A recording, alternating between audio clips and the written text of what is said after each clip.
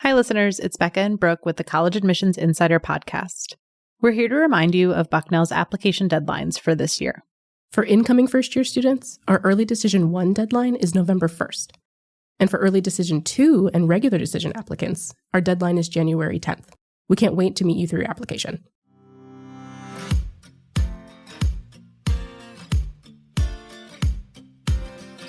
When there's something you want to know, where do you go? For most of us, you probably head to your favorite high-speed online search engine and get those answers right away. Or you might reach out to someone who's able to quickly text you back with the information you need. But when you want to know whether you've been accepted to your choice college, things aren't quite as instantaneous. That's right. The college admissions process is a lengthy one, and it may be months between the moment you press submit on your application and the day that acceptance notification appears in your virtual or physical mailbox. So what do you do while those minutes tick away? I'm Brian Wendell from Bucknell University, and in this episode of College Admissions Insider, we're going to provide some answers to that critical question right here, right now, no waiting. We're going to share some tips for making the most of the time leading up to decision day, and also some advice on how you can mitigate that anxiety while you wait. I'm Brooke Thames, also from Bucknell, and joining us in this conversation is Jill Medina, Bucknell Senior Associate Dean of Admissions. Jill is no stranger to College Admissions Insider. She's been a guest on several previous episodes. Most recently, she was with us to give insight into how she reads applications. She has more than 25 years of work in higher education under her belt, and she plays a role in the acceptance process at Bucknell. Welcome back to the podcast, Jill. Thank you so much for having me back. I am delighted to be here. We're so glad to have you. And, let's just jump right in. I know college applicants have a million questions about what happens after they click submit. And we've covered a lot of them right here on this podcast. But can we kind of peel back the curtain even more and talk about what exactly happens behind the scenes after January 15th when everything kind of shifts to you and your team and they start reading those applications? Now, January 15th, of course, being the application deadline for Bucknell and many other schools out there. Correct. And there's a lot of anxiety and hand-wringing from the students until they hit submit. But once they do, whether it is on or before January 15th, because some students have already clicked submit, for those who are waiting until the deadline because they just want to look at that essay one more time, they want to read over things to make sure it is exactly how they want it. And some students are even making last-minute decisions about to which school they'd like to apply. But for us on the receiving end, whether it's Bucknell or another college or university, we don't wait to review applications until the deadline. We begin reviewing applications once an application is complete. So it may feel like things just start working on the 15th when in reality, anytime an application is complete, for us, it begins moving through the process.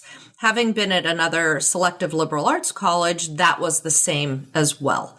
So most colleges and universities don't wait until the deadline to review because if you did, you wouldn't have enough time between the deadline and the notification deadline. So what's happening is that we have been reviewing applications since early decision began in November, and then we transition into reading regular decision applications, and the bulk of them are submitted for the regular decision deadline, which is in fact January 15th.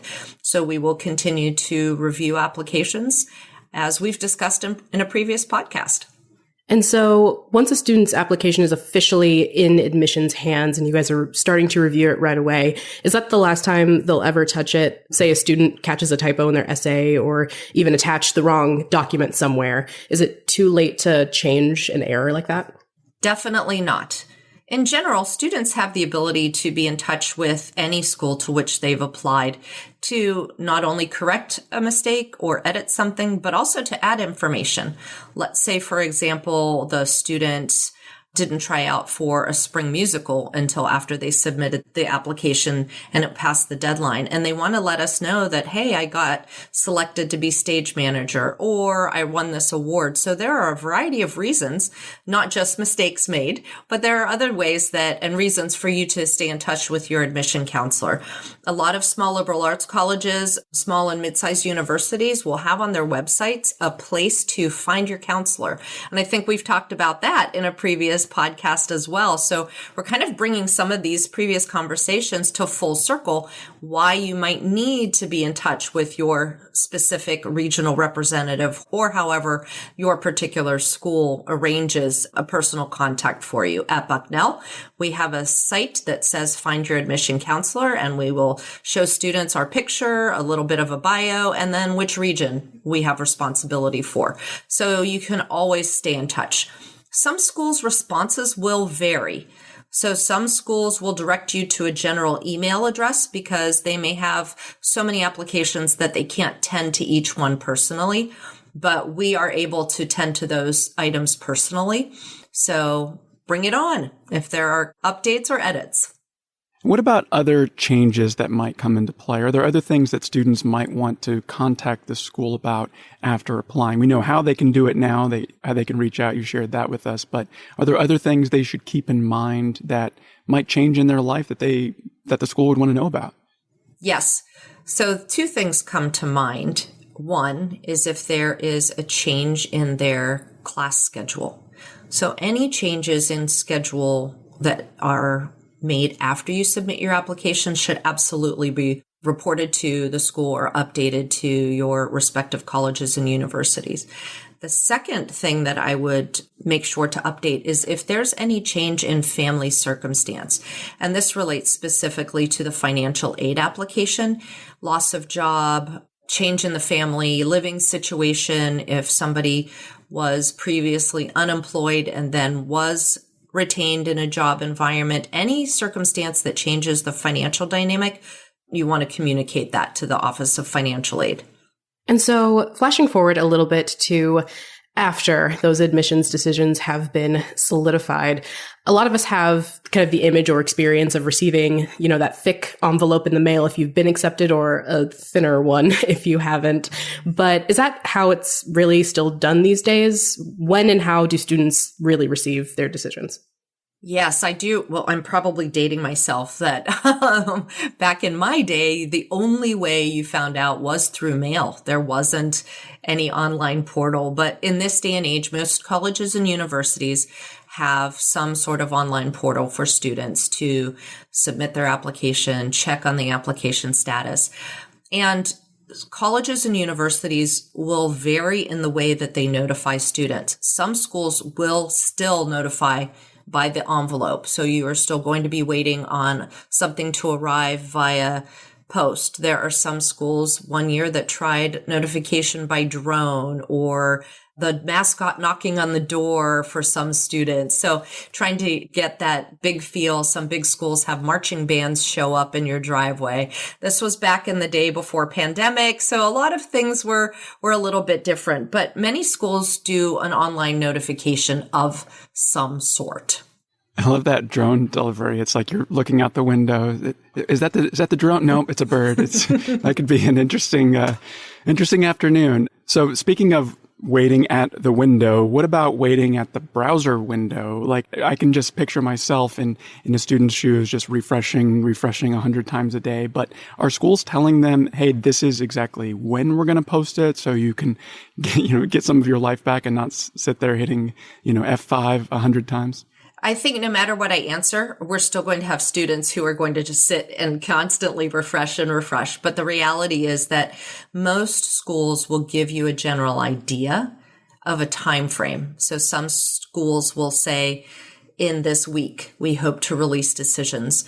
And so that you have some sense of when in a particular month. At Bucknell, because we do an online notification and students have an online portal where they can check their application status for missing material, we send them an email and we tell them we will release decisions on this day after, for example, 9 p.m., which is the time frame when we released early decision 1 decisions.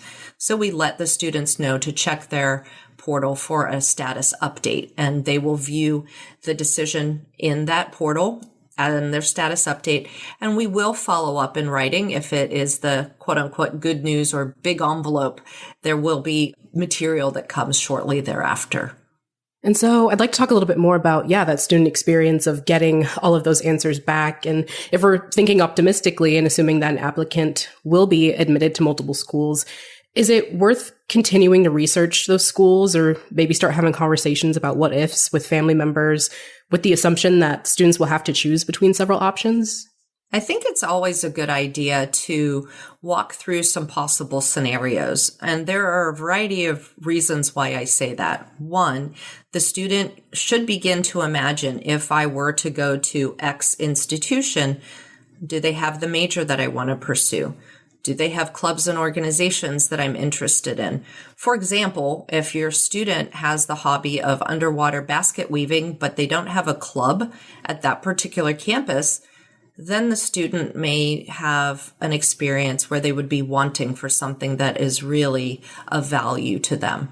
I encourage students to read the course catalog and look at departmental websites, because if you think in your mind, oh, I want to be a neuroscience major, and you look at the neuroscience courses and you think these sound terrible, there's something out of alignment there. So you want to make sure that you are imagining that you want to be in a place and that they have what you want to study.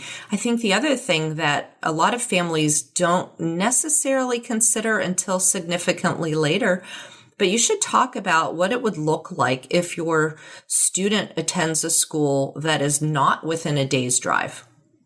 So what would this mean for the family to get you home for any of the breaks or holidays? And for some students, that might mean not going home for a break or a holiday, and what arrangements need to be made.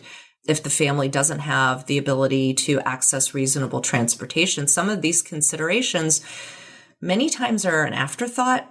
And I think once you submit applications, it's a good time to think about, if I get into half of the schools to which I apply, what would it look like to be there? Classroom, clubs, and then how would I get there and how would I get home? So I think those are three important questions that you can begin thinking about. So talking about that period of waiting, and I imagine in some families that's a time of optimism where, like you just shared, oh, you're going to get into multiple schools, everything's going to be great, you're going to get into every school you applied to. And then in other families, there might be some pessimism, honestly, that says, well, what if this happens and I don't get into those top schools or my first choice school? How can students and families maybe brace themselves for that disappointing news? That's a tough one, because as a parent or family member, you don't want to feel like you're putting a damper on somebody's excitement or optimism. I think one thing that one of my former colleagues used to say is that you want to try to avoid magical thinking. Just because you applied somewhere doesn't mean that that is going to guarantee you will be admitted. And so to not tie those two things together. If I can step into sort of the mom of two higher education professional role and give some advice, I think the thing that I see a lot of these days is the feeling that you need to respond immediately to a disappointing letter. So if a student receives a wait list or a deny, many parents will pick up the phone and, demand an explanation. Family members get involved very quickly. Students post immediately to social media what the decision was and why that school was wrong for denying them. Some students will be extreme and send hate mail to that school. And those are all bad ideas.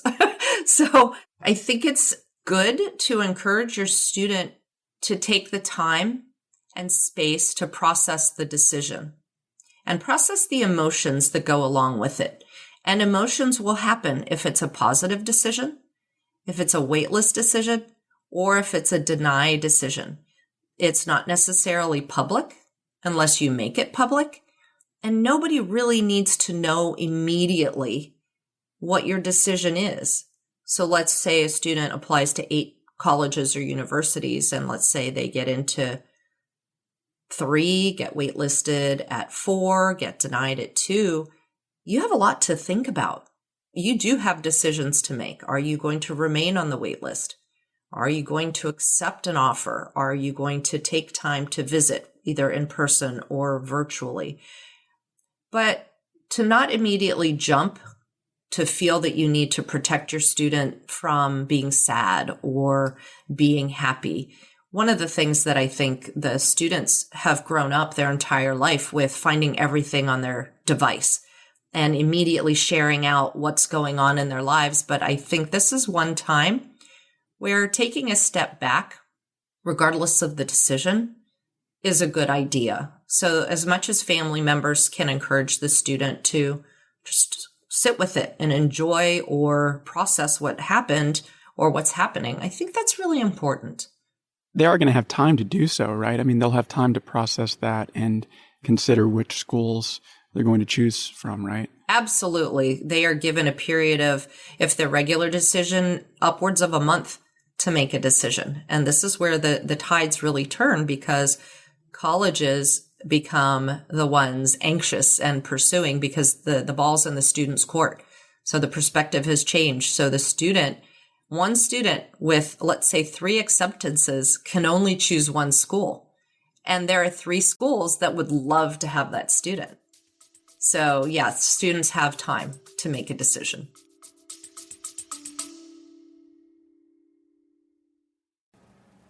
Hi listeners, I'm Mia Mesger, an admissions ambassador at Bucknell University. The only thing better than listening to the Admissions Insider podcast is visiting our campus in person. With campus visits offered 6 days a week, nearly all year round, there are plenty of opportunities to tour campus, attend a preview session, or even sit in on a real class. To schedule your visit today, head to bucknell.edu/plan-a-visit, and hopefully I'll see you on one of my tours soon.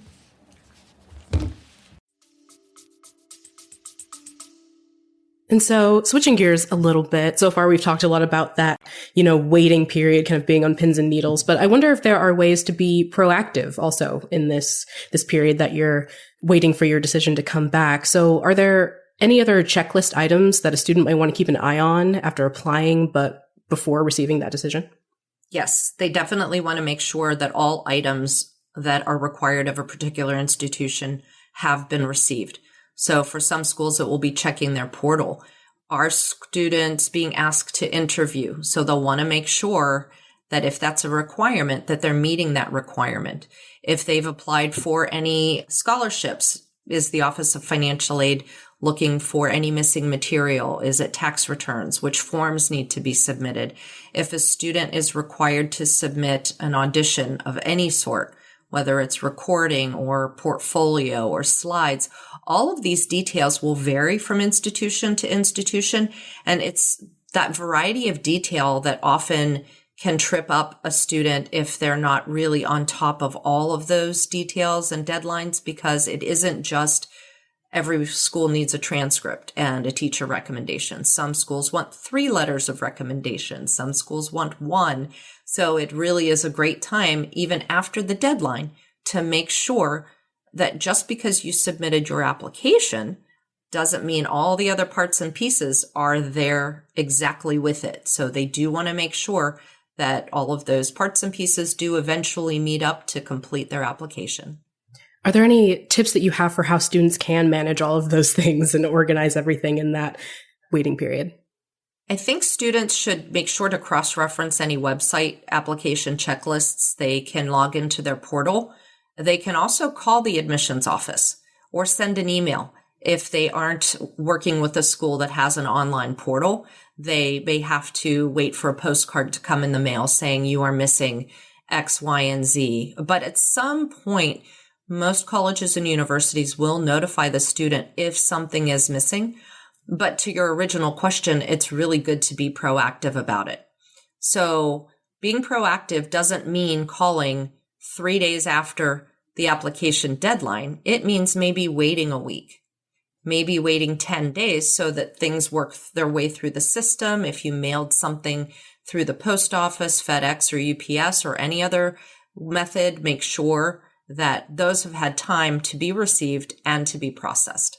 Now, at the top of the show, you talked about the fact that admissions officers aren't reading an application until it's complete. And so that word complete, does that mean that these application items need to be in before it's even getting read? Because when I hear that, I'm like, well, I want to make sure everything is in so that my application is read on time and isn't the last one to be read when all the slots are gone. And I know it doesn't exactly work like that, but in my head, that's where I would go. That's a logical place to go. And we don't penalize students who are missing, let's say, a teacher recommendation or a mid-year grade report, because the application deadline is the deadline for the student to submit their part of the application.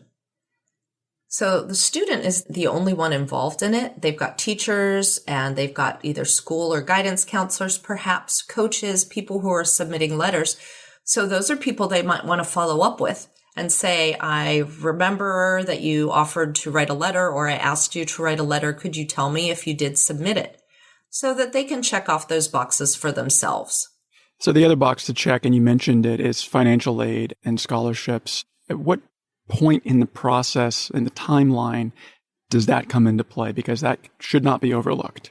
Definitely should not be overlooked, because need-based and merit-based financial aid is a big part of this process for many students and their families. So much like some schools have different application materials, financial aid offices, because it is regulated and the federal government is involved with the need-based financial aid process, it's a bit standard. So families will have to complete the FAFSA, the free application for federal student aid, and that's a government website, and most financial aid offices will require that. So that is a pretty standard part of the process. Some schools also require the CSS profile. So students will have to figure out, is a school, college, or university desiring both of those? One of them? If it's one, which one and when? So the financial aid office websites will also have very clear timelines. For us in particular, we do post to the students' timeline or checklist whether or not we have received their CSS profile, which is the document Bucknell uses for need-based financial aid. We also have a merit-based, self-nomination merit-based process. So students will also be asked to submit extra scholarship answers or responses to questions, and we can respond to whether or not that's been received as well. So again, it's another office that you perhaps have to be in touch with, but it does mean that you do need to have responsibility as a student to initiate that conversation with your family regarding tax returns and filing the FAFSA or the CSS profile. At the top of our conversation, you mentioned that this can be a very stressful time for high school students. The few months can feel like an eternity when you're waiting for a decision, likely one of the major decisions that'll impact a student's life moving forward. And so what advice would you give to a student during this whole experience? How can they keep anxiety in check and maintain a healthy outlook, no matter, what the answers are that they're going to get back?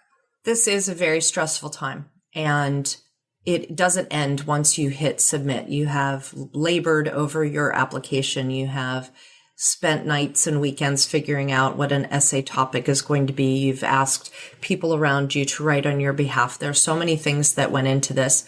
It's really important once you click submit that you do take a step back and switch your focus to your present life. So you've put a lot of things in place. You've spent a lot of time sitting on virtual information sessions, perhaps taking tours, watching tours on campus, depending on what your modality has been. Were you able to go anywhere in person or not? There's an old song, and perhaps I'm dating myself again. There's a line in it that says the waiting is the hardest part. It is true. In the moment, it is important that you do the things, and by you, I mean the students, that you should be doing in high school. You focus on your classes, clubs and activities, family, friends, jobs, research, service projects, all of the things that you're doing. If you're involved in faith-based organizations, teams, competitions, endlessly checking an online portal can cause frustration, and it takes important time away from the things that you need to be attending to. My son, my oldest, just went through not too many months ago the application process to apply for law schools. And before the podcast, I said, what advice would you give? Because you've just recently gone through this. And he said, focus on the moment, because you can really become obsessed with social media sites and tables that will show you what previous applicants' decisions were, or looking at Naviance for your particular school, a scattergram. And he said, just focus on your task at hand, because if you don't graduate from high school, it won't matter what the college decision is. So focus on your classes and taking a step away, knowing that you spent good time researching and you have a great list and you've spent the time doing what you need to do. So now it's time to just switch that focus back to today and being a high school senior. Awesome. Well, I think that's a really wonderful message to end this episode of College Admissions Insider. Thanks again to Jill for joining us again to share her knowledge and advice with us. Thank you for having me. Yeah, it's so great to hear your perspective, and I know our listeners really appreciate it. To those listeners, thank you so much for listening to College Admissions Insider. If you're a fan, please take a moment to rate, subscribe, and share this episode with any students you know who are waiting for their admissions decision. We'll be back with another episode in just 2 weeks. In the meantime, send your questions, comments, and episode ideas to podcast@bucknell.edu. And finally, while you're waiting, you can follow Bucknell on all your favorite social media apps. Just look for @BucknellU on Instagram, Facebook, Twitter, YouTube, and now even TikTok. You can also find our student-run Instagram account by searching for @IamRayBucknell. Until next time, keep on reaching for your dreams and your dream school.